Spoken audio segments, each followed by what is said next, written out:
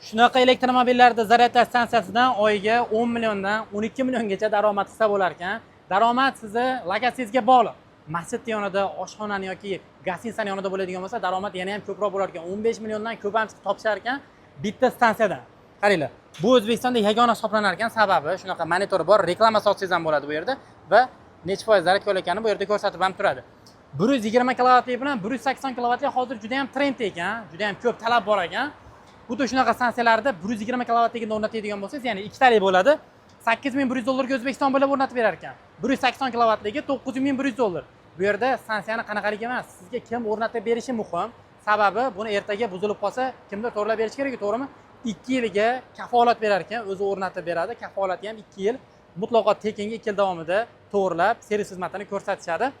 Hozir Andijon shahar Zamon tekstil yoniga, Zamon energiyaga shunaqa stansiyadan 4 o'rnatib berishgan ekan. Sizga ham kerak bo'ladigan bo'lsa, pastdagi raqamlarga aloqaga chiqishingiz mumkin.